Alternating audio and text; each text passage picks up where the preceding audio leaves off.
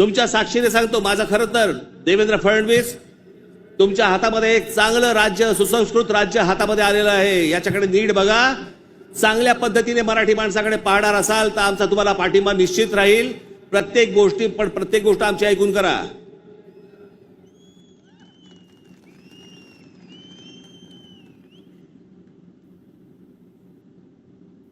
महाराष्ट्र आसुसलेला आहे. आता उन्हाळा आहे, आता पाण्याचे प्रश्न सुरू होतील.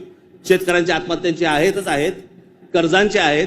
कोणी कंपन्या येतात, त्या कुठची कंपनी आली ती लुटून गेले ते टोरस का काहीतरी, इतके भाबड्यात. आता पैसे दिले की महिन्याभरात दुप्पट होतील. कोण देतं असं करून? का गुंतवता अशा ठिकाणी पैसे तुम्ही? पण या सगळ्या याच्यामध्ये मी तुम्हाला दोष देणार नाही. ही जी असुरक्षितता जी आलेली आहे ना, आर्थिक असुरक्षितता आलेली आहे, वैचारिक असुरक्षितता आलेली आहे, मंदिरांच्या बाहेर रांगा लागल्या आहेत. जे बुवा बिवा जे काय आता सध्या नवीन आले सगळेजण, त्यांच्याकडे रांगा लागल्या आहेत. लोक भक्तीने जात आहेत, भावनेने जात आहेत, अडकून पडतायत. ठीक आहे, पण चांगल्या गोष्टीत तरी पडतायत.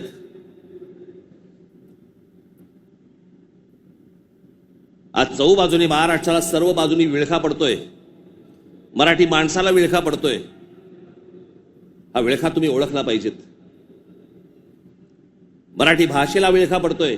आमच्या महाराष्ट्रामध्ये, मुंबईमध्ये आम्हाला सांगता, इकडच्या आस्थापनांमध्ये आम्ही मराठी बोलला नाही आता तो क्या हुआ, कानफट इथंच बसणार.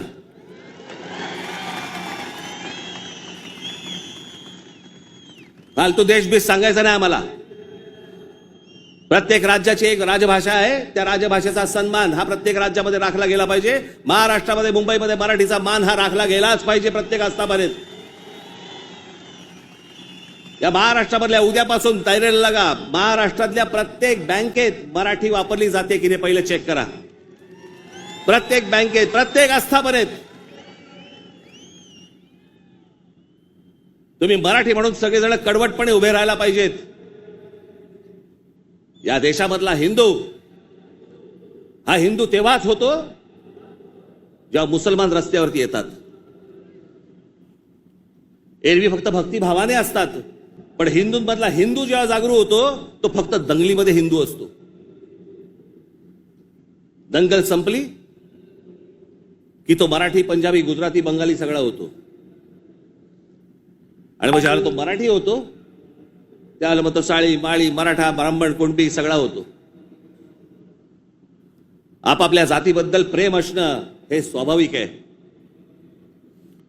पण दुसऱ्याच्या जातीबद्दल विद्वेष असणं, तिरस्कार असणं ही विकृती आहे.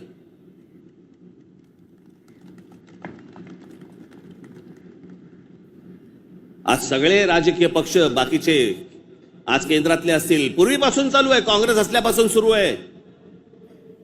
या सर्व प्रश्नांकडे तुमचं गांभीर्याने लक्ष असलं पाहिजे.